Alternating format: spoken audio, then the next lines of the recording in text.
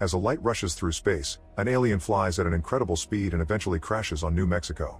His body goes through a painful transformation to take on a human form before he goes wandering without any clothes on. He makes it to a garage and grabs a hose to drink some water, causing the owner to threaten him with his gun and call the police.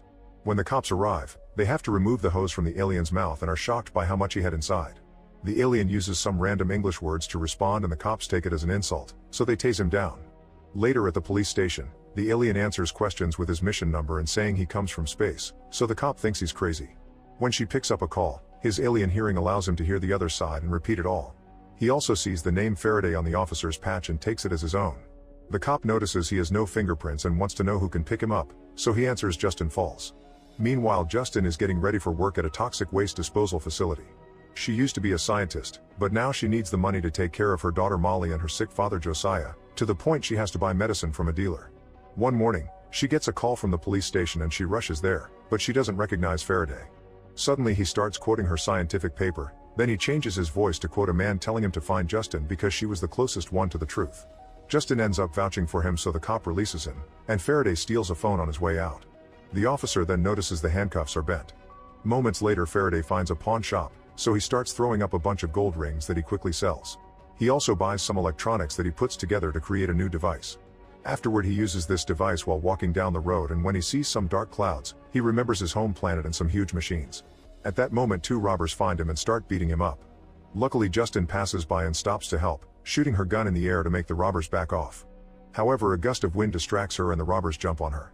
A fight ensues and the gun falls, so Faraday picks it up and starts shooting randomly, causing the robbers to run away.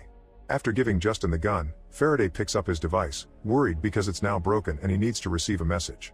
He offers Justin some money and she agrees to take him to the coordinates he keeps repeating. During the trip, Faraday keeps dreaming of his home planet and his people. Eventually they stop at a gas station and Faraday happily inserts his head inside a water container. There are horses nearby and he's amazed to see them calm because on his planet they're predators. The duo keeps going and Faraday suddenly starts quoting Justin's father, making her believe he's mocking him. Sometime later they stop at a diner and Justin teaches Faraday some manners while telling everyone else that he's on the spectrum to avoid attention. Then he writes a very advanced equation on a napkin and claims he was taught by a man called Thomas Newton, founder of World Enterprises. Faraday explains Thomas sent him to find Justin because she's important for his mission. At that moment the dealer comes in and Justin tries to buy from him, but Faraday keeps interrupting her, so they leave. Eventually they make it to the coordinates and Faraday explains he has a family, but he isn't sure if they've survived because his planet Anthea is dying and soon the same will happen to Earth. Justin is supposed to help him ensure the survival of his species, so he's waiting for his next instructions to take her back. Thinking he's crazy, Justin rushes back to her truck and keeps him at bay with her gun before driving away. Suddenly dark clouds take over the sky and start forming a tornado. Justin sees Faraday walking toward it and tries to save him, but he doesn't hear her. He just enters the tornado while Justin hides inside her truck for safety. Inside the tornado, a bright light appears and teleports Faraday to a jungle. There he finds Thomas Newton, who is also an alien, and explains this jungle is a dream he's using to communicate. Faraday accuses him of abandoning their people and points out only a few thousand are left, but Thomas only laughs. He's been on Earth for over 40 years and has learned that to save Anthea he must introduce humans to it. Thomas also reveals they've stolen his company Origen, so Faraday must take it back to proceed with the plan using Justin's help. On New Mexico, Justin's truck continues to shake until the tornado finally disappears. Then Faraday appears in front of her showing his real skin and repeating Origen, so a terrified Justin drives away. Faraday walks back to the diner and starts drinking water from random glasses. The waitress calms him down and helps him search for Origen on the internet, learning that it's a tech company in Seattle. Faraday suddenly tells her that she's pregnant and that she must help the world for her baby, causing her to get scared and slap him before running away. Meanwhile in Virginia, CIA agent Clay has dinner with his foster mother and boss Finch, who shares the files about the strange tornado. They detected a broadcasting signal inside it that matches a signal from a 45-year-old case on the same location, so they suspect it may be terrorism. Only one person from the original case is still alive and Clay will have to find him in Alaska. Back to Faraday, he makes to the airport and tries to buy a ticket with an ID he stole from the taxi driver. Suddenly he starts feeling very sick and the electronics in the area start malfunctioning. The radiation coming from the luggage scanner is causing this, so he tries running away while bumping against everyone. The guards quickly surround him as Faraday falls to his knees to vomit tons of water. Then the cops call Justin since Faraday named her his emergency contact and she frees him from the airport with a mental health excuse. On their way out, Faraday insists that everything she saw is real and he needs her help because she's a specialist in nuclear fusion plasma modeling. Justin has a breakdown and agrees to take him to a bus station, but nothing else. First they stop at the rehab center to pick up Josiah, and Faraday interacts with old people, wondering why humans keep the elderly around if they're useless. In Alaska, Clay is forced to leave his car behind to cross a forest. After lots of wandering he finds a house, only for an old man to hit him and knock him out. When he wakes up, Clay is tied to a chair. The old man is Gregory, who checks his eyes and cuts his arm for any hidden chips. Then Gregory confirms he's the man from the file, but he hits Clay before rushing to wash away his sins. Clay starts talking about the case and shares that the tornado with the signal happened again, but this only causes Gregory to freak out and threaten him with a knife. He starts talking a bunch of nonsense about the war and suddenly has a breakdown, mentioning Thomas' name and some film while claiming that humans made Thomas a psychopath. When Gregory is close enough, Clay headbutts him and throws himself back to break the chair. Gregory then announces he can't stand the idea of a second alien and grabs his gun to self-delete. That night Faraday has dinner with Justin's family and is confused because they're science people yet they still pray. Faraday also says that the family would be better without Josiah, who is nothing but a burden.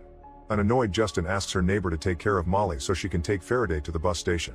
While she's away, Faraday finds a sleeping Josiah and grabs him by the neck, using some energy to make him convulse. Seeing the lights flicker, Justin runs back to her house expecting the worst, only to discover that Faraday has healed Josiah. This has left Faraday weak on the ground. A flashback goes back to 2017.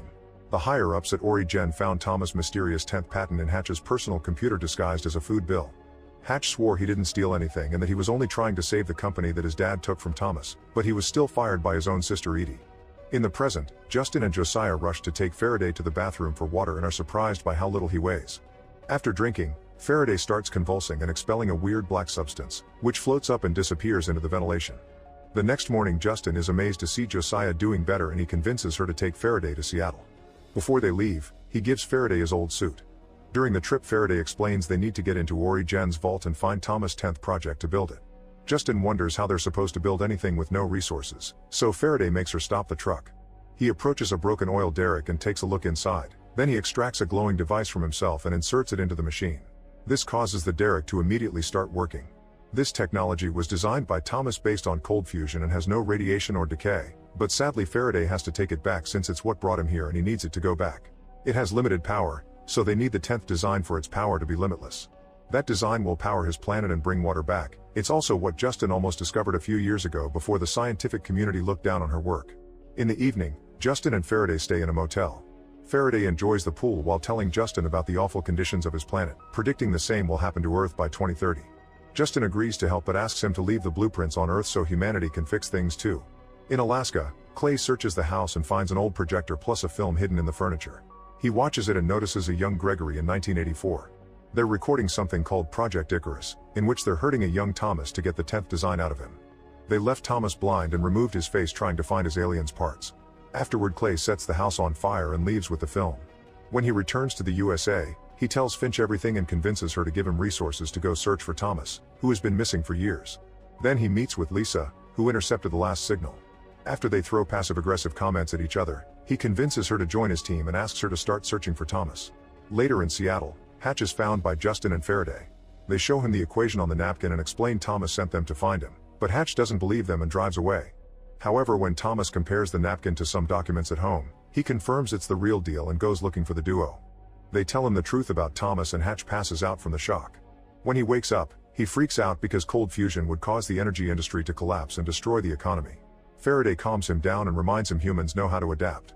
Over breakfast, Hatch explains Origen moved to London and now Faraday wants to travel there. Since Faraday has no IDs, Hatch offers to get in contact with a friend that will lend them a private plane. Soon the trio is flying, but Justin and Hatch freak out when they see Faraday's face getting swollen. Hatch tells the stewardess that Faraday only has an allergy and keeps her away until they land. In London, the group attends a party where scientists present their latest projects for possible funding. They hope that if Faraday presents his equation, they'll get access to Origen.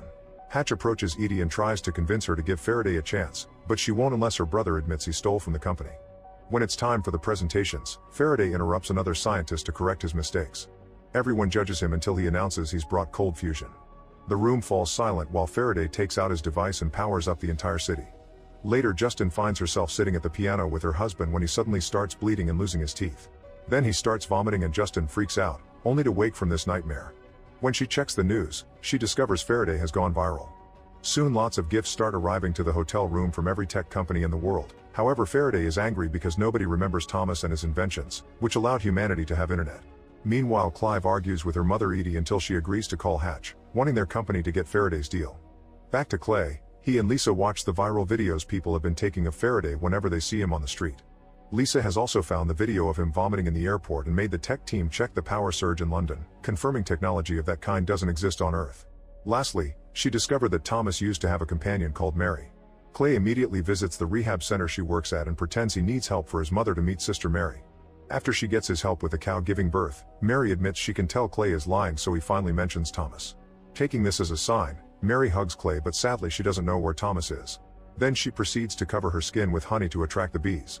Sometime later, Faraday's group arrives at Edie's home. Hatch and Justin try to do all the negotiation, but Edie can't stop staring at Faraday and is suspicious. When Faraday asks about Thomas, Clive mentions he has some music Thomas left behind and Faraday wants to hear it. In private, Edie tells Clive to use this chance to get information out of Faraday. The negotiations continue and Edie keeps attacking Justin, mentioning how she failed her last project. Justin begins thinking about the death of her husband and almost has a panic attack, so she asks for a break and rushes out. In another room, Faraday keeps asking about Thomas' music. Clive starts smoking, and when the smoke hits Faraday's face, he begins feeling hot and dizzy. The teen refuses to bring out Thomas' music until Faraday tells him more about himself, but Faraday can sense another device and takes a sphere out of Clive's pocket. He starts playing the recording and realizes this is Thomas' goodbye message to his wife, who was left behind in Anthea. In this message, Thomas talks about darkness and losing himself. At the same time, Mary tells Clay that Thomas had a wife but she still wanted him, so back then she got him drunk and made him do the naughty with her. This left Thomas broken, so Mary begs Clay to protect the new visitor from going insane too. Clay leaves and gets a call from Lisa, who has been tracking Faraday's movements in London. She's discovered that Edie's father made a deal with the CIA the same year Thomas disappeared. Back to Faraday, he finishes translating the message in tears while the horses go crazy outside to the point they crack the window. Furious over the fact humans managed to break such a brilliant man, Faraday throws the sphere at the glass, breaking it all. Clive and the horses run away in fear while Justin comes to check on Faraday, who is having a breakdown because he's not used to feeling another person's pain. Justin has to explain what empathy is and promises to help him through the end. Meanwhile, Edie and Hatch start arguing over their father again, which makes Edie realize her brother only wants Thomas 10th. Edie tells Hatch there's no deal and kicks him out. Then she goes to see the latest visitor, who happens to be Clay. He explains that the CIA scared Thomas away and chose her father to handle Ori Gen because he was an easily manipulated man. Now that Edie is in charge, she must keep up the deal with the CIA, and that means taking Hatch's offer.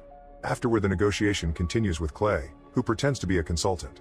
Hatch wants more money for Faraday's invention, so Edie uses the information Clay brought her to fight back. It turns out Justin killed her husband with a lethal dose of radiation because she didn't wait for the safety approval.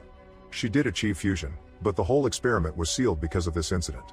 Edie refuses to work with her, however Faraday announces that if they don't hire Justin then he leaves too. Now the company has no choice but to hire the whole trio. A flashback shows Faraday taking the device and saying goodbye to his family, promising to come back. In the present, Justin announces she's leaving for 3 days to pick up her family. Faraday protests and says the mission is more important, but Justin ignores him. Afterward, Faraday and Hatch go to the research center, where a special team is waiting for them. Faraday ignores them and goes directly to the abandoned building where Thomas used to work. A machine rises from the ground, revealing all of Thomas' designs. Faraday immediately puts the team to work like crazy and even asks them to get dynamite to make a huge hole in the floor. In a secret room, Clay and Lisa spy on them.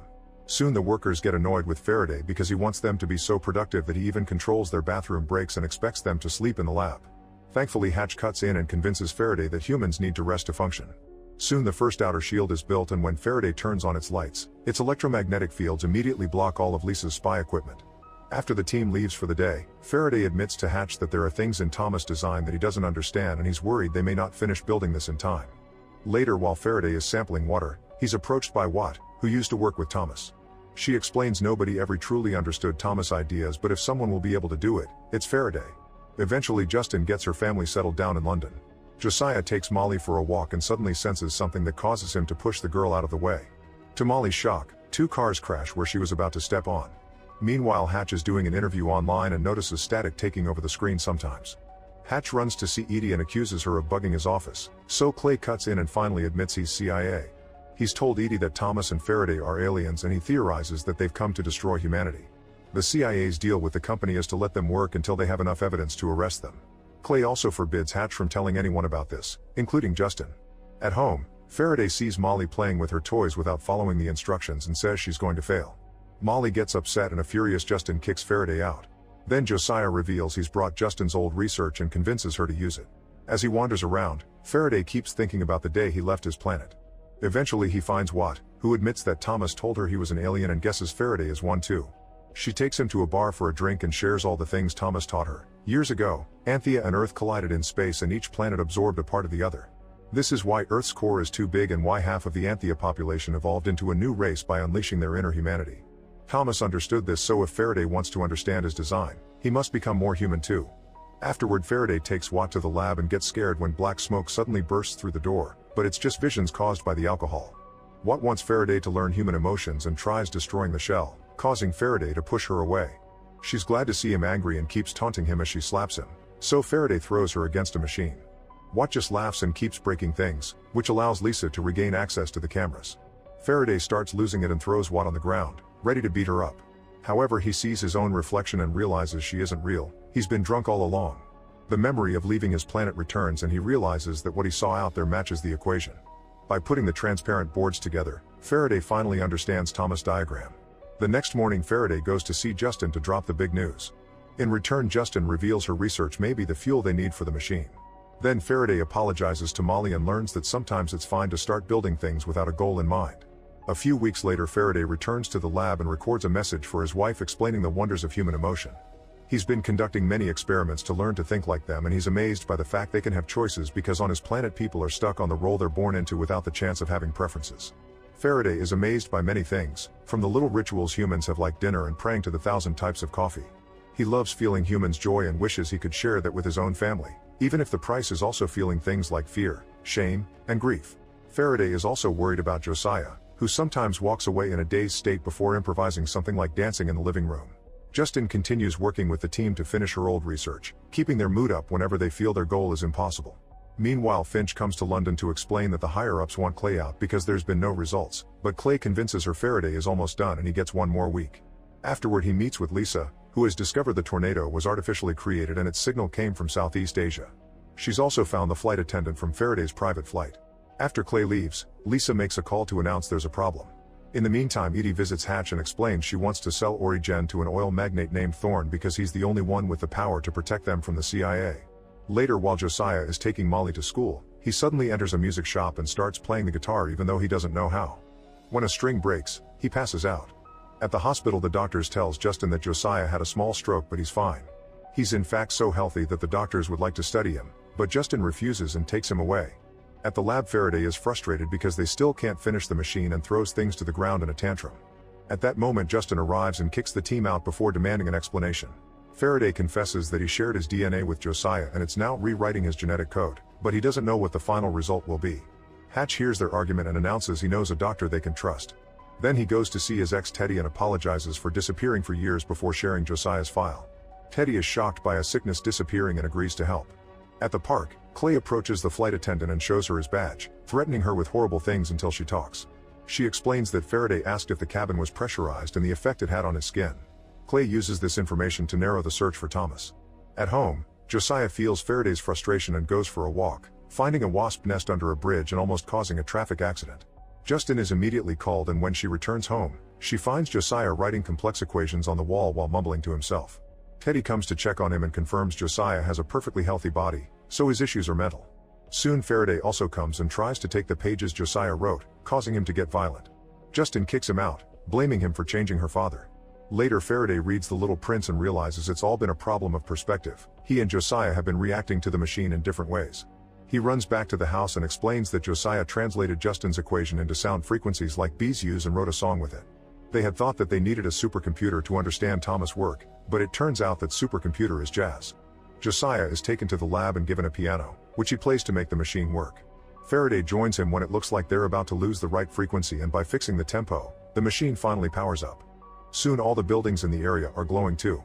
In the evening, Lisa finds Teddy and quickly brings him down to steal Josiah's medical files. Then she reports to Clay, saying that by following Josiah's health needs she's narrowed down Thomas' location to Cambodia, where the drones have found an underground cement bunker in the middle of the jungle. Afterward, Clay confronts Hatch and says he has proof he tried stealing the patent years ago to blackmail him. The next day, Clay gives Finch an update and she forbids him from going to Cambodia because he doesn't have enough proof. However, he tells Lisa he got permission and they send a team anyway. Soldiers enter the building and find it empty except for a bunch of plants. Suddenly they hear screeching and the plants wake up to release a toxic dust that quickly kills the whole team by making their heads explode. The terrified soldiers open fire before dying, causing a small explosion. Lisa finds power lines laid out of the bunker and starts tracking their destination. Meanwhile, Hatch and Edie go to the oil company to try to get a deal for Origen, using the fact oil won't be useful anymore as a good reason to invest in them. At home, Josiah reveals he's getting back old memories but slowly forgetting feelings. He asks to be taken to the lab so he can keep on helping. He also notices that his fingerprints and his accent are disappearing. It's clear that he's becoming a new type of Anthian. Later, Justin and Hatch have a meeting with Edie and her team, who don't want to launch the machine yet. Justin makes Clay some question and suspects he isn't a scientist, so Edie cancels the meeting. Clay gets a call from Finch, who scolds him because he's gotten them in trouble with a foreign government and now the CIA committee wants to interrogate him, so he must return to Washington. Justin runs to warn Faraday that the government may be onto them and takes her father away. Then Faraday blocks Lisa's cameras and contacts Thomas, who is angry because the CIA has found his bunker. Faraday yells back at him, furious because Thomas didn't leave better instructions as guidance. Thomas is happy that Faraday has learned to have emotions and tells him now he needs to learn to lie. He regrets staying hidden, so he advises Faraday to become a legend because fame can't be killed. After the transmission ends, Faraday sees Lisa entering the lab and she pretends she's security just checking on him. Next, Faraday goes home and tells Justin that they need to go public about their experiment because the CIA loves silence. Sometime later, Justin and Faraday meet with Hatch's journalist friend. Faraday shares a fake backstory to pretend he's human and tells the journalist about a new energy source that the CIA is trying to hide. The journalist agrees to write the story as long as she gets to see the lab for proof. The following day, Edie receives some secret information about Clay. He used to work for immigration and put kids in cages, but he's also emerged from a witness protection program. Meanwhile, Clay is being interrogated by the committee and Finch is furious to learn he's faked her signature. When she's about to take away her support, Clay tells the committee that Finch has the film of Thomas' torture and she kept it secret from them. This makes it seem like she's lying about the signature being faked and she sent the team to Cambodia to cover up her own lies. After she walks out, Clay convinces the committee to give him permission to finish his case. At the same time, Lisa secretly brings Justin to her spying room and explains they want Thomas, not Faraday. She plays a recording of the Cambodia incident and offers a deal. If Justin takes her to Thomas, she promises to protect Faraday and the project. Lisa also tells her that Faraday talked to Thomas to make him look like a liar with a secret conspiracy. Justin immediately goes to tell all this to Faraday, who swears his species isn't capable of killing. That night, Edie informs Hatch that she's sealed the deal and they'll launch the machine soon, but she hasn't told the CIA. Later, Clay visits Edie and shares that his mother came to America from Russia, but she turned out to be a terrorist. She blew up the building where she worked and abandoned her son, who was found by Finch when she was on the case. Clay then tells Edie that if she goes looking into his past again, she'll regret it. Back to Faraday, he disconnects all of Lisa's cameras and hacks into her system to lock her up. Then he finds the footage from the Cambodian incident and a message that Thomas is constantly sending to Anthea. When he's done, he goes to Justin's home, where he plays some music and closes the curtains because he saw a man outside spying on them. Then he tells Justin that Thomas lied to him. His real goal is to bring the Anthians to Earth. Faraday still wants to help humanity, but Justin's priority is to hide everything and sends Molly to stay with a friend for a while. Then Justin, Josiah, and Faraday go to the lab to start disassembling the machine and destroying the diagrams. Lisa alerts Clay, who gathers a team of agents to go to the lab too. Josiah and Justin escape with the machine core while Faraday stays to wait for the CIA. Once Clay and his men come inside, Faraday triggers a bomb and causes a huge explosion at the same time that the CIA shoots him. Worried, Justin drives back and Josiah picks up Faraday's body, which is seen by Clay. Soon Edie and Hatch arrive at the lab, where Clay is making his men gather the remaining machine pieces. When Edie demands an explanation, Clay slaps her, so Edie quickly slaps him back and calls him incompetent. Then Clay reveals that Hatch tried to sell the patent to the oil company years ago and kicks the siblings out, threatening to arrest them if they show up again. Meanwhile, Justin's group steals a car to avoid being tracked. Faraday is losing lots of blood and tells Justin to take them to Mary's place. The center's vet starts treating Faraday's wound and is startled by his very unusual anatomy, so Mary tells her that Faraday is an angel. The vet successfully removes the bullet and closes the wound. Clay starts losing his mind when his men can't find Faraday and Lisa decides to blackmail him, threatening to tell their bosses about the Finch lie. This convinces him to make her fellow mission leader. Then a CIA team searches Justin's house and Lisa finds a clue, which she only shares with her mysterious contact. At a private club, Hatch meets with a businessman from the oil company who wants to buy as part of Origen. Hatch doesn't understand why they would want a destroyed lab, but he agrees as long as they send some money to Edie too. In the morning, Faraday is still weak, so Josiah volunteers to make a transfusion. This will kill him, but he thinks it's necessary to save the world. Justin calls her daughter to check on her, and the call is tracked by the CIA. Then she shares a final dance with her dad as goodbye before the transfusion begins. The girls will try giving Josiah some blood while he gives his to Faraday, hoping he can survive too. At that moment Clay arrives with 2 mercenaries he hired to do this off the books. As soon as they step on the garden, Mary and a girl open fire and Clay gets hurt. A shootout ensues and soon they're running out of bullets, so Mary goes looking for more. This allows the men to knock the girl down and enter the house. Clay finds Mary praying and she calls him Judas before he shoots her. Hearing the shot, Justin comes out and is cornered by Clay, who disarms her and takes her to the transfusion room. The mercenaries have found the core, so Clay makes them knock Justin out and bring her together with Faraday, leaving Josiah behind. After the group leaves, Mary drags her body to Josiah and holds his hand before dying. In the morning, Edie meets with Finch to make a new deal with the CIA. Afterward she bumps into Clive and notices how awkward he still behaves, so she shoots a sick horse in front of him to remind him this family doesn't allow weaklings. Feeling betrayed, Clive goes to see Hatch and reveals that Edie killed their father by pushing him off a cliff and later made it look like self-deletion. It was actually Hatch who was supposed to be CEO. At the same time mysterious men find Molly and Justin's friend. Faraday and Justin are taken to an abandoned building and tied to chairs before Clay pushes them down. A scared Faraday translates Thomas' message and tells Clay about the real plan. Then Clay tells Lisa to take Justin in another room and get the formula that activates the core while he finds out more about the aliens. Clay starts hurting Faraday with tools, however Faraday doesn't feel pain done to his human disguise. In the other room Lisa threatens to hurt Molly, but Justin doesn't believe her and says she's no better than Clay, for which Lisa slaps her before running out.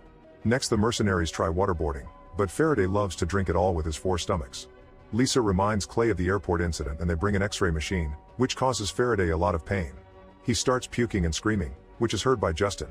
As Clay tries to interrogate him, Faraday sees Watt again and she reminds him to use all the things he's found on the internet. Faraday reveals he knows Clay's past and a terrified Clay hits him before threatening to kill Justin if Faraday doesn't talk. With Watt's guidance, Faraday thinks about all of Thomas' plans and realizes there must be a spaceship hidden somewhere to bring the Anthians over since a whole group can't travel using the same method as him. Thomas wanted them to build the core to power that ship. Then Faraday calls Clay by his real name and Clay kicks everyone else out of the room. Faraday keeps talking, explaining he hacked into the CIA system and can tell him the truth about his mother if Clay agrees to play Russian roulette. At first Clay refuses, but Faraday activates the X-ray machine again. Clay immediately stops him because the X-rays are killing him and agrees to play. The first 3 shots miss, so Faraday reveals that Clay's mother was a common thief and the CIA used her to cover an explosion they caused. That operation was led by Finch, who was also part of the team that tortured Thomas. Clay starts losing his mind over the betrayal and almost shoots Faraday, but Lisa arrives and shoots Clay first. In the other room a mercenary is guarding Justin. When he lights a cigarette, Justin reveals she took some gas from a can nearby and spits it at him, setting his head on fire. Then she runs out to free Faraday while Lisa contacts her mysterious friend. Soon a bunch of cars arrive, revealing that Lisa has been working for the oil company all along. These men also have Molly and let Justin talk to her. Molly is back at their house with guards protecting every entrance. They've also rescued Josiah, who is sick again because of the transfusion. The company men offer Justin money and protection for the rest of her life if she agrees to activate the core. Afterward the duo is blindfolded and taken to a mysterious cave in Cambodia full of Buddhist monks. There they meet the oil magnate, who turns out to be Thomas. This makes Faraday remember the day Thomas left his planet with a bunch of seeds, promising to return soon. In the present, Thomas explains he planted all the seeds in the cave in exchange for shelter and learning to pray. This area is a complete magnetic anomaly, which is why no scanner or drone could find him. Thanks to this protection he's been able to build and hide a spaceship among the trees. Faraday notices the ship isn't enough for all the remaining Anthians and Thomas admits he only planned to bring the better class even though they destroyed Anthea in the first place. This also means they would make humans their new servants. Thomas insists merging both races is their only chance to survive, yet Justin is against it. She altered the core's algorithm before they left the lab and is asked to activate it, but she furiously walks away. Meanwhile Finch and Lisa close the case with their boss, who reads on the report that Clay self-deleted. Lisa realizes Finch altered the report and now Finch blackmails her into keeping an eye on Justin. Back to Faraday, he goes after Justin and asks her to unlock the core, promising to protect her family because he loves them. Tired, Justin gives him the new algorithm so she can finally go home. Afterward the whole family returns to the USA and tries to have a normal life again. 3 months later, Lisa visits Justin to apologize for everything, and in return Justin tells her that Thomas was the oil magnate all along. Later Justin hears a noise and finds Faraday's old device beeping, so she follows it to the middle of the desert. There she finds a hurricane and walks into it without hesitation. Meanwhile the journalist finally writes a story about Ori Gen and it goes viral. With Edie's support, Faraday appears on a theater full of people and shares his whole story.